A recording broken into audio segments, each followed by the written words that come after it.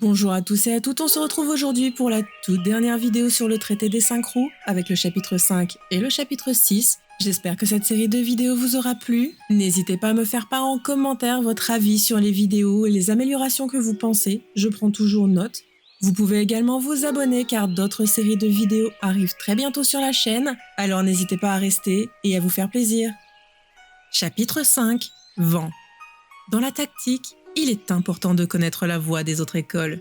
Ainsi, j'expose dans ce chapitre les diverses pratiques des autres écoles. Sans connaître les voies des autres écoles, on ne peut comprendre à coup sûr la nôtre.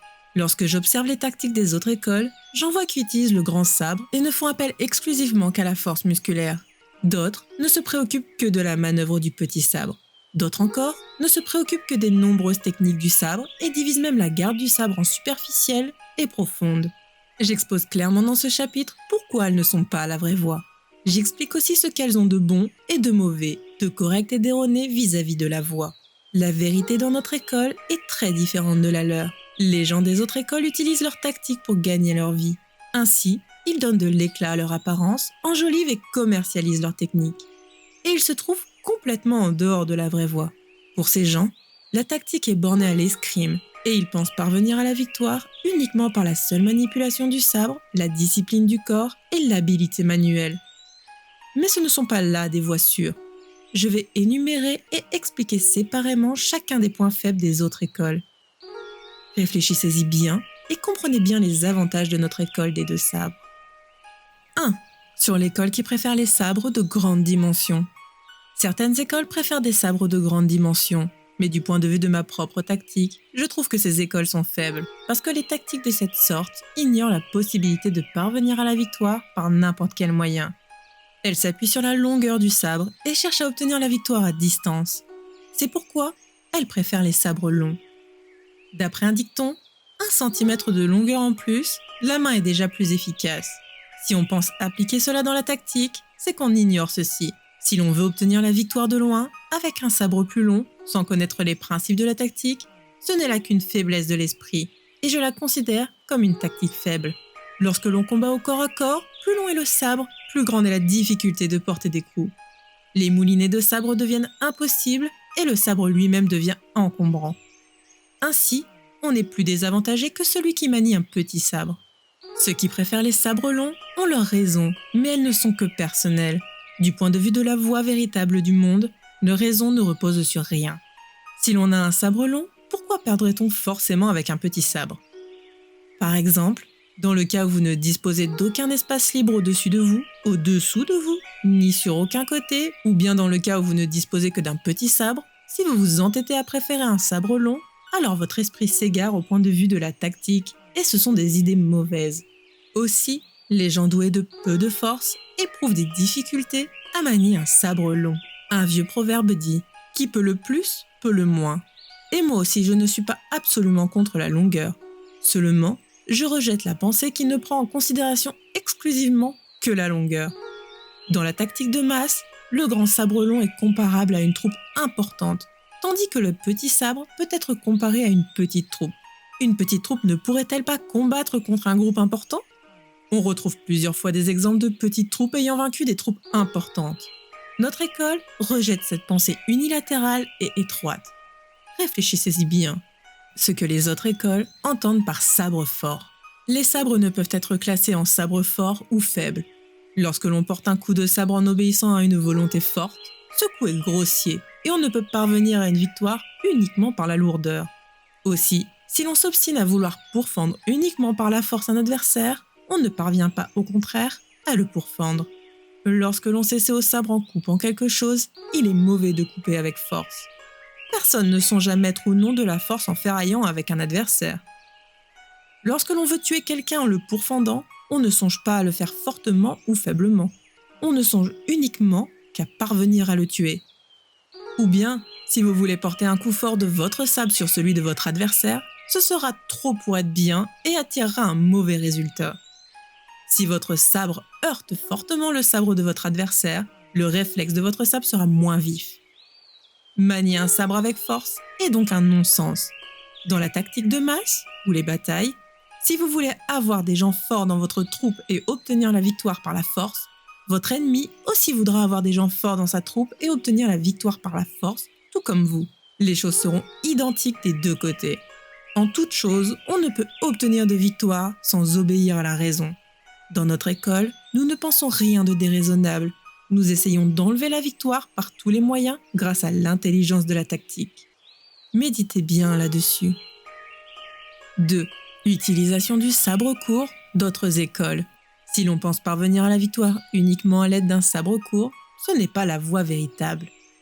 Depuis les temps anciens jusqu'à aujourd'hui, on a toujours dit sabre et petit sabre, afin de distinguer le sabre long du sabre court. Un homme physiquement puissant peut manier avec facilité un sabre même très grand, et par là donc, personne n'est obligé de préférer un sabre court. Si l'on veut utiliser les avantages de la longueur, on peut tout aussi bien prendre une lance ou une hallebarde. Si l'on a l'intention avec un sabre court de pourfendre, de bondir en s'approchant ou bien de s'emparer d'un adversaire en saisissant l'occasion d'un intervalle dans les mouvements de son sabre, cela est mauvais parce qu'unilatéral. Si l'on est tout occupé à guetter l'occasion d'un intervalle chez l'adversaire, toutes nos actions viendront après coup. Ainsi, on agira d'une façon désordonnée, ce qu'il faut éviter. Aussi, essayer de pénétrer dans les rangs ennemis et tenter de s'emparer d'eux à l'aide d'un sabre court est totalement inutile avec des adversaires en nombre. Ceux qui ont l'habitude d'un sabre court, même s'ils ont l'intention de porter plusieurs coups à de nombreux adversaires, de voler librement d'un adversaire à l'autre et de ferrailler en tous sens, tout cela n'est que sabre passif. Si le combat devient embrouillé et l'issue n'en est pas certaine, si possible, restez fort et droit. Pour chasser les adversaires, les faire voltiger ça et là, faire naître en eux la précipitation et trouver le chemin qui mènera à la victoire à coup sûr. Dans la tactique de masse, c'est le même principe. Si possible, attaquez brusquement avec une troupe nombreuse et écrasez les ennemis d'un seul coup. C'est là l'essence de la tactique. Si dans le monde en général, pour faire quelque chose, les gens ne se préoccupent que de parer les coups, de les éviter, d'y échapper, de plonger pour se garer, ils seront toujours victimes de ces habitudes et seront toujours tiraillés par autrui. La voie de la tactique est droite et juste. Il est donc essentiel de pourchasser les adversaires et de les dominer en obéissant à des principes véritables. Réfléchissez-y bien. Autre école du sabre aux techniques variées. Dans d'autres écoles, on enseigne des techniques variées de maniement du sabre. Elles commercialisent la voie et le font certainement dans le but de faire croire aux débutants qu'elles connaissent un grand nombre de techniques du sabre. C'est contraire à la tactique. Tout cela parce qu'elles pensent qu'il y a plusieurs façons de pourfendre quelqu'un. C'est là leur erreur. Il n'y a pas 36 façons de pourfendre un homme. Il n'y a pas plusieurs manières de porter un coup, de frapper et de trancher, qu'il s'agisse d'un spécialiste ou non, d'une femme ou d'un enfant.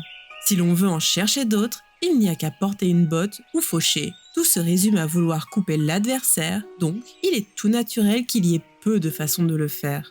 Cependant, selon le lieu et les circonstances, par exemple, dans un endroit où vous ne disposez d'aucune place au-dessus de vous ou sur le côté, il faut que vous teniez votre sabre de telle façon qu'il ne soit pas gêné. En ce cas, on pourrait dire qu'il y a 5 façons de tenir un sabre. En dehors de ces façons, si l'on veut s'étendre encore plus et aborder la question de fendre des gens à l'aide de quelques artifices, par exemple par un tour de poignet ou en tordant notre corps, ou bien à l'aide de grands bonds, tout cela n'est pas la voie véritable. On ne peut pourfendre des gens à l'aide d'un tour de poignet ou en tordant notre corps. Au contraire, cela est inutile. Dans la tactique de notre école, il faut garder le corps et l'esprit tout droit, mais faire biaiser et dévier l'adversaire. Puis, il est important d'enlever la victoire en découvrant le moment où l'esprit de l'adversaire est biaisé et dévie. Réfléchissez-y bien. Préoccupation de la garde du sabre dans les autres écoles. Se préoccuper trop de la garde du sabre est une grave erreur, car se figer dans des règles de garde du sabre n'est applicable que lorsque l'on ne se trouve pas face à un adversaire. Établir des règles parce que c'est la coutume depuis l'Antiquité ou parce que c'est la mode aujourd'hui n'a aucune valeur sur le chemin de la victoire ou de la perte. En bref, ce chemin consiste essentiellement à réfléchir à tout ce qui peut nuire à l'adversaire. Entre autres choses, garde signifie immobilité. Dans le langage courant, lorsqu'il est question de garder un château ou de garder une place, le mot « garder » signifie que l'on demeure fortement immobile malgré les attaques de l'ennemi. Tandis que la voie de la tactique, de la victoire ou de la perte, tout revient à essayer de prendre l'initiative. l'initiative à chaque pas. L'esprit de garde est un esprit d'attente de l'initiative de l'adversaire. Méditez bien là-dessus. La voie de la tactique et de la victoire ou de la perte consiste à provoquer une émotion chez l'adversaire en garde. Agir d'une façon inattendue de lui, provoquer une certaine précipitation chez lui faire monter la moutarde au nez, l'effrayer et enlever la victoire en utilisant son rythme perturbé. Donc, il faut rejeter la pensée arrivée après coup qui existe dans la garde. En conséquence, notre école recommande d'être sur ses gardes, mais sans garde. Dans la tactique de masse, il faut dénombrer les ennemis, reconnaître le terrain du champ de bataille, connaître l'état et le nombre de ses propres soldats, organiser ses troupes selon les qualités de chacun. Ainsi, on peut entamer un combat. C'est là le principe de la bataille. Le cas où je suis attaqué par un adversaire obéissant à son initiative et le cas où je l'attaque en obéissant à mon initiative sont doublement différents. Si l'on se préoccupe de bien se mettre en garde avec un sabre et de bien intercepter le sabre adverse ou d'en cingler la lame, étant donné que l'on n'a pas l'initiative, tout cela équivaut à fabriquer une haie de lance et d'hallebarde. En revanche, si l'on passe à l'assaut en prenant l'initiative, on pourrait même utiliser des haies aussi efficacement que des lances et des hallebardes. Réfléchissez-y bien. Les yeux fixés selon d'autres écoles. D'autres écoles conseillent de tenir les yeux fixés. Les unes conseillent de les fixer sur le sabre adverse, d'autres de les fixer sur les mains adverses, d'autres encore de les fixer sur le visage ou bien les pieds adverses. Si l'on fixe spécialement ainsi les yeux, l'esprit s'égarera et cela deviendra une maladie dans la tactique. Je m'explique. Bien qu'un joueur de balle n'ait pas les yeux obstinément fixés sur la balle, il peut néanmoins shooter tout près de son chignon pour suivre la balle shooter en rond. Fixer les yeux est inutile pour lui parce qu'il est accoutumé. Aussi, les acrobates habitués à leur numéro peuvent porter une porte sur le bout de leur nez, jongler avec plusieurs sabres à la fois. Tous n'ont pas les yeux fixés sur les objets qu'ils traitent car leurs mains y sont habituées et exercées tout au long des jours. Ils les voient sans les regarder. Dans la voie de la tactique aussi, si l'on parvient à s'accoutumer à combattre face à un adversaire, à saisir la finesse ou la balourdise d'un esprit humain, et si l'on peut pratiquer la voie de la tactique, alors on parvient à tout voir. Éloignement ou rapprochement, lenteur ou rapidité d'un sabre. Les yeux fixés dans la tactique sont pour ainsi dire des yeux fixés sur les pensées adverses. Dans la tactique de masse, il faut avoir les yeux fixés sur la capacité de la troupe ennemie. Dans le chapitre de l'eau, j'ai distingué voir et regarder. Ici, voir est plus important que regarder. Il faut voir l'esprit des ennemis, voir l'ambiance, avoir les yeux fixés vastement, voir le processus de combat et voir la force et la faiblesse de chaque instant. Il est important d'obtenir ainsi la victoire. Dans la tactique, qu'elle soit de masse ou individuelle, il ne faut jamais avoir les yeux fixés étroitement. Comme je l'ai dit plus haut, si l'on a les yeux fixés étroitement et avec des œillères, on oublie les choses les plus importantes. Des égarements apparaissent dans l'esprit et on laisse échapper une victoire certaine. Réfléchissez bien à ces vérités et exercez-vous bien. La façon de tenir ses pieds dans d'autres écoles. Certaines écoles appellent les différentes façons de tenir les pieds, pieds flottants, pieds bondissants, pieds sautants, pieds foulants et pieds corbeaux. Tous ces qualificatifs s'appliquent à des pieds au mouvement rapide, mais au point de vue tactique de mon école, tous sont insuffisants.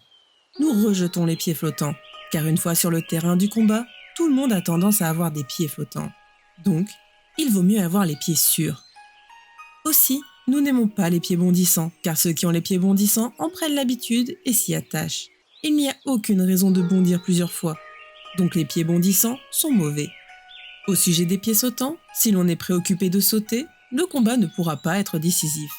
Quant aux pieds foulants, ils sont appelés aussi pieds d'attente, ce qui est rejeté entre tout. De plus, en dehors de cela, il y a les pieds corbeaux et toutes sortes de mouvements rapides de pieds. Selon les circonstances, il nous faut combattre nos adversaires, soit dans des mares, des marais, des montagnes, des vallées, des champs pierreux, des sentiers, etc. Donc selon le lieu, il est impossible de bondir ou de sauter, impossible d'utiliser des mouvements rapides de pieds. Dans la tactique de notre école, les mouvements de pieds n'ont rien de différent des mouvements ordinaires. Ils sont comme la marche sur un chemin ordinaire. Selon le rythme de l'adversaire, les pieds doivent correspondre au mouvement du corps, soit dans le moment mouvementé, soit dans les moments de tranquillité. Ni trop, ni trop peu. Les pieds ne doivent pas être agités.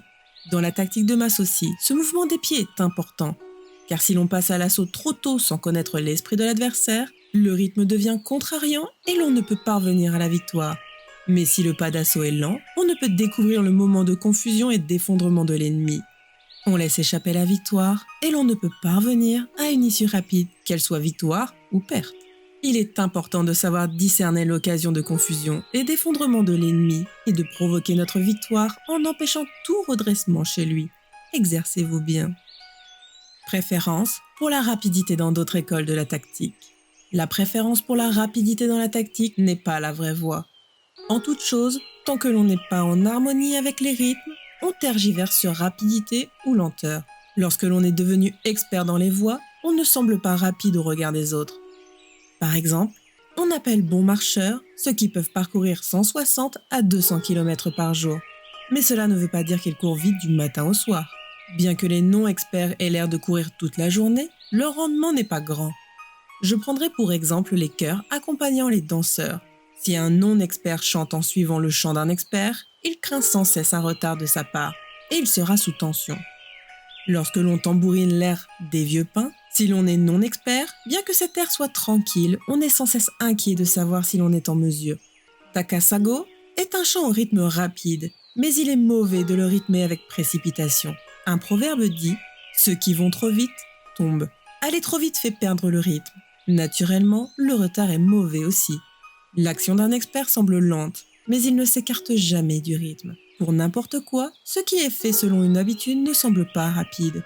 Avec ces exemples, connaissez bien les vérités de la voie. La précipitation est nuisible, surtout dans la voie de la tactique. En voici les raisons. Selon le lieu, une mare, un marais, etc., il est impossible de mouvoir son corps et jambes avec rapidité. Quant au sabre, il est inutile qu'il tranche vite. Le sabre n'est pas comme un éventail ou un couteau. Si l'on veut trancher vite, alors le sabre ne tranche pas du tout. Sachez bien discerner tout cela. Dans la tactique de masse aussi, l'esprit de précipitation, de hâte est mauvais. L'idée de presser l'oreiller de l'adversaire n'arrive pas du tout en retard.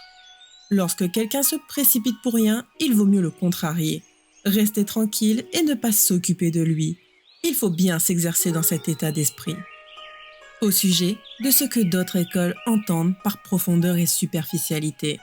Au sujet de la tactique, que pourrait-on qualifier de profond? Que pourrait-on qualifier de superficiel? Selon l'art ou le cas, on dit principe ultime ou transmission secrète. Et il existe une profondeur inconnue du débutant. Mais en ce qui concerne les principes au moment d'échange de coups avec un adversaire, il est inutile de dire que l'on combat en superficiel ou que l'on tranche avec profondeur. Dans la tactique de notre école, les principes enseignés sont les suivants. À ceux qui apprennent pour la première fois la voie, nous enseignons les techniques qui sont à leur portée. Et en premier, les principes qu'ils peuvent comprendre vite. Puis, nous découvrons le moment où leur esprit s'ouvre et ils atteignent ce qui n'était pas à leur portée à l'origine. Par nos enseignements ultérieurs, ils avanceront de plus en plus vers les vérités plus profondes. Mais en général, nous les faisons étudier à l'aide d'exemples pratiques et ainsi nous ne parlons ni de profondeur ni de début. Prenons l'exemple des régions montagnardes. Si l'on veut s'y enfoncer plus profondément, on se retrouve dans la même situation qu'au début. Dans toutes les voies, il y a des cas où la profondeur est valable et d'autres cas où l'état de début convient bien. Au sujet des principes des combats, que cacherai-je et qu'exprimerai-je ? En conséquence, pour transmettre ma voix, je n'ai pas besoin de sermons écrits, de règles de discipline. Enseigner une voie droite en sondant l'intelligence de l'étudiant de cette voie, faire disparaître les défauts de 5 ou 6 écoles de tactique, introduire l'étudiant tout naturellement dans la voie réelle de la loi des samouraïs et lui donner un esprit sans doute. C'est là la voie des enseignements de notre tactique. Exercez-vous bien. Je viens d'exposer les grandes lignes des tactiques des autres écoles dans ce chapitre du vent en les classant en 9 cas. J'aurais dû exposer en détail le caractère de chaque école, depuis ce qu'elles ont de plus simple jusqu'à ce qu'elles ont de plus profond. Mais c'est avec intention que je n'ai pas indiqué le nom de ces écoles ni celui de leur technique essentielle. J'ai agi ainsi car le jugement porté sur chaque école et les théories propres à chaque voie sont au libre arbitre de chacun selon sa mentalité. De plus, l'interprétation de chacun est différente dans une même école. Ainsi, en pensant au futur, je n'ai pas osé nommer telle école ou telle ligne. C'est pourquoi j'ai séparé les grandes lignes des autres écoles en 9 cas. Préférence exclusive pour le sabre long, préférence pour le sabre court, ne se préoccuper que de la force ou de la faiblesse et ne voir que lourdeur ou finesse. Mais au point de vue de la voie véritable du monde et de l'humanité, tout cela n'est qu'une voie unilatérale. Même si je n'ai pas avancé de la partie la plus simple à la partie la plus profonde des autres écoles, on comprendra malgré tout. Dans notre école, il n'y a pas de distinction entre profondeur et début pour un sabre. Il n'y a pas de borne pour la garde. Atteindre la vertu par l'esprit, c'est là l'essence de la tactique. Chapitre 6. Vide. J'expose ici la voie de la tactique de notre école des deux sabres en un chapitre intitulé « Vide ». On entend par vide l'anéantissement des choses et le domaine de l'inconnu. Naturellement, le vide est néant. Par la connaissance des êtres, on connaît le néant. C'est là le vide. En général, l'idée que l'on a sur le vide est fausse. Lorsque l'on ne comprend pas quelque chose, on le considère comme vide de sens pour soi. Mais ce n'est pas un vrai vide. Tout cela n'est qu'égarement. Dans la voie de la tactique, si les samouraïs ne connaissent pas leur loi pour poursuivre leur voie, ils ne sont pas vides. Ils l'appellent vide, ce qui est du domaine de l'impasse sous l'effet d'égarements successifs, mais ce n'est pas le vrai vide. Les samouraïs doivent apprendre avec certitude la voie de la tactique, avoir la maîtrise des autres arts martiaux, n'avoir plus aucun point obscur sur la voie qu'ils doivent pratiquer, n'avoir plus aucun égarement d'esprit, ne jamais se relâcher à aucun moment depuis le matin. Polir ces deux vertus, sagesse et volonté, aiguiser les deux fonctions de leurs yeux, voir et regarder, et ainsi n'avoir aucune ombre. Alors, les nuages de l'égarement se dissiperont. C'est là le vrai vide. Tant que l'on ne connaît pas la voie véritable, chacun croit avancer sur le bon chemin et se croit dans le vrai, sans s'appuyer sur les lois du Bouddha ni les lois de la terre. Mais lorsque nous les regardons avec les yeux de la voie véritable de l'esprit et selon les grandes règles du monde humain, on les voit trahir la voie véritable à cause de leur propre égoïsme et de leur mauvaise vue. Connaissez l'esprit. Reposez-vous sur le domaine franchement juste. Faites de l'esprit réel la voie. Pratiquez largement la tactique. Ne songez qu'à la justice, à la clarté et à la grandeur. Faites du vide la voie et considérez la voie comme vide. Dans le vide, il y a le bien et non le mal. L'intelligence est être, les principes sont être, les voies sont être, mais l'esprit est vide. Le 12 mai de la seconde année de Shōhō, Shimen Musashi, à Monsieur Tareo Magonojo.